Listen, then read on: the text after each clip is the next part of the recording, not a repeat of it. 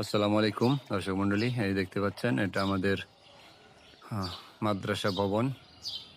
এটা হচ্ছে একটা ভবন, এটার সাথে অ্যাড করা এই যেটুকু। আর আলহামদুলিল্লাহ এটা আমাদের মসজিদ, এটা আমাদের মসজিদ।